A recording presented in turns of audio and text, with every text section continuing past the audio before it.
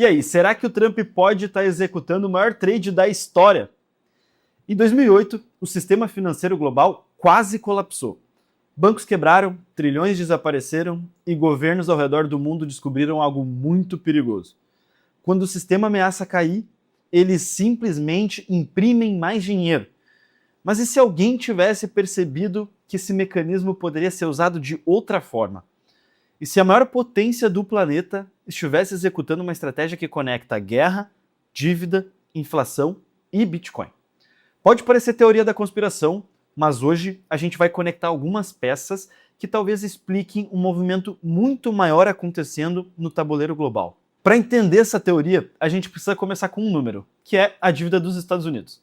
Hoje ela ultrapassa mais de 30 trilhões de dólares. Esse número é tão grande que torna até difícil de imaginar.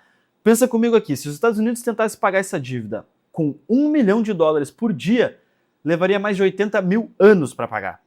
E essa dívida não para de crescer. Todos os anos, centenas de bilhões, às vezes até trilhões, são adicionados ao montante. Então surge uma pergunta inevitável. Como um país paga uma dívida desse tamanho sem quebrar sua economia? Bom, existem 3 caminhos possíveis. Primeiro, aumentar impostos drasticamente. Segundo, cortar gastos públicos. E terceiro, desvalorizar a moeda. Os 2 primeiros são politicamente quase impossíveis, tá? O terceiro já aconteceu várias vezes na história. Inflação é uma das ferramentas mais antigas usadas por governos endividados. Quando um governo cria mais dinheiro, o valor da moeda diminui. Isso significa que dívidas antigas passam a ser pagas com dinheiro que vale menos. Então, na prática, é como pagar um empréstimo de R$1 milhão com R$1 que vale metade do que valia antes. Esse fenômeno já aconteceu diversas vezes na Alemanha após a Primeira Guerra, várias economias latino-americanas e até o próprio Estados Unidos nos anos 70. Mas existe um detalhe importante. Grandes expansões monetárias quase sempre aparecem em períodos de guerra. Mas essa não seria a primeira vez que os Estados Unidos usam uma jogada monetária extrema para lidar com uma crise econômica. Em 1933, durante a Grande Depressão, o país enfrentava um colapso econômico devastador. Bancos quebravam, empresas faliam, o desemprego explodia e existia um grande problema. Na época, o dólar era lastreado em ouro. Isso significa que o governo não podia simplesmente imprimir dinheiro livremente, porque cada dólar precisa ter ouro correspondente nas reservas. Então o presidente Franklin D. Roosevelt tomou uma atitude muito extrema. Ele assinou uma ordem executiva chamada 6102 e essa ordem tornou ilegal possuir ouro nos Estados Unidos. Cidadãos americanos foram obrigados a entregar suas reservas ao governo, moedas de ouro, barras de ouro, certificados lastreados, absolutamente tudo. Quem não entregasse poderia enfrentar multas enormes ou até mesmo a prisão.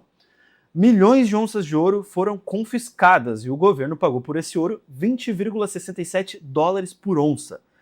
Mas o movimento mais importante veio logo depois. Em 1934, o governo americano mudou o preço oficial do ouro para $35 por onça. Isso representava uma desvalorização do dólar de quase 70%. Então, na prática, o governo havia feito algo extraordinário. Primeiro, comprou o ouro da população a um preço baixo, depois redefiniu o valor do ouro. Resultado, as reservas de ouro do governo dispararam de valor e a capacidade de emissão de dólar também aumentou. Para alguns historiadores econômicos, aquilo foi uma das maiores transferências de riqueza da história moderna. Um movimento que ajudou os Estados Unidos a expandir sua base monetária e financiar a recuperação econômica. Em outras palavras, o governo americano já demonstrou que, quando necessário, pode usar mudanças radicais no sistema monetário para lidar com crises gigantescas. E não demoraria muito para outro grande evento global exigir novamente gastos gigantescos. A história mostra um padrão bem curioso. Quando guerras começam, gastos públicos estouram. Durante a Segunda Guerra Mundial, os gastos militares americanos cresceram de forma gigantesca, justamente para financiar isso. O governo emitiu dívida, expandiu a base monetária, algo parecido com a Guerra do Vietnã, Guerra do Iraque e conflitos mais recentes. Guerra sempre custa muito dinheiro, mas as guerras modernas, elas são ainda mais caras. Hoje, um único equipamento militar pode custar bilhões. Um exemplo disso é o porta-avião nuclear de classe Gerald Ford, que custa cerca de 13 bilhões de dólares. Ou cada caça F-35, que custa aproximadamente 80 milhões. Um submarino nuclear pode passar de 3 bilhões. Satélite militar avançado pode custar mais de 1 bilhão. Até mísseis são caros. Um Tomahawk, por exemplo, custa cerca de 2 milhões de dólares por disparo. Isso sem contar o custo humano e logístico. Manter um soldado na zona de combate pode custar quase 1 milhão por ano. Agora imagina, centenas de milhares de soldados, bases espalhadas pelo planeta, operações aéreas, navais, satélites, inteligência militar. A gente está falando aqui de trilhões de dólares. Agora entra a parte mais especulativa da teoria. Desde o início do novo mandato, Donald Trump voltou com uma postura extremamente agressiva na política internacional. Pressões comerciais contra rivais estratégicos, endurecimento de sanções contra países considerados adversários, reforço militar em regiões estratégicas, pressão sobre aliados da OTAN para aumentar seus gastos militares. Alguns analistas interpretam esse movimento como parte de uma tentativa de reorganizar o equilíbrio global de poder. Em outras palavras, reduzir a influência de rivais, fortalecer a posição dos Estados Unidos. Uma espécie de limpeza geopolítica. Se essa leitura estiver correta, isso inevitavelmente aumenta tensões globais. E tensões globais significam mais gastos militares. Quando gastos militares crescem, o governo precisa financiar isso. Existem duas formas principais: emitindo dívida ou expandindo a base monetária. Na prática, muitas vezes os dois acontecem ao mesmo tempo. O resultado é muito simples. Mais dólares são criados, quando a oferta de dólar aumenta muito, o valor relativo da moeda tende a cair, ou seja, o dólar enfraquece. E quando a principal moeda do mundo enfraquece, os investidores começam a procurar alternativas. Historicamente, quando moedas perdem poder de compra, o capital busca refúgio em ativos escassos. Durante séculos, o principal deles foi o ouro. Mas no século XXI, surgiu algo novo. Um ativo digital, descentralizado, com oferta limitada, que se chama Bitcoin. Criado em 2009, logo após a crise financeira global, sua proposta era muito simples: criar um dinheiro que nenhum governo pudesse imprimir. A oferta total foi programada para ser limitada a 21 milhões de unidades, e isso muda completamente a dinâmica monetária. Aqui entra um detalhe curioso. Durante anos, Trump foi crítico em relação ao Bitcoin. Mas recentemente o discurso dele mudou. Ele passou a defender mineração de Bitcoin nos Estados Unidos, fortalecimento da indústria cripto no país, liderança tecnológica americana nesse setor. E alguns de seus aliados também passaram a discutir a ideia de que uma possível reserva estratégica de Bitcoin fosse criada.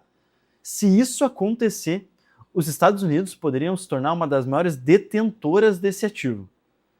Agora conecta comigo todas essas peças. Se guerras aumentam gastos, gastos exigem expansão monetária, expansão monetária enfraquece o dólar, e se um ativo escasso como o Bitcoin se valoriza nesse processo, então surge uma hipótese no mínimo intrigante. E se os Estados Unidos estiverem posicionados para se beneficiar dessa valorização? Se um país acumulasse Bitcoin antes de uma grande expansão monetária, a valorização desse ativo poderia compensar parte da dívida. Isso provaria que existe um plano? Não. Mas quando tu conecta geopolítica, economia, guerra e Bitcoin, a possibilidade se torna no mínimo intrigante. Talvez tudo isso seja apenas uma coincidência?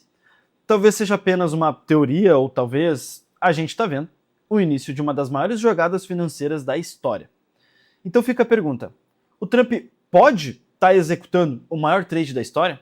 Lembrando que caso tu também queira acumular Bitcoin assim como eu faço todos os meses, eu uso a Binance como porta de entrada para isso. Então, QR Code na tela, cria tua conta e também começa a acumular Bitcoin. Obrigado por ter assistido até aqui e até o próximo vídeo.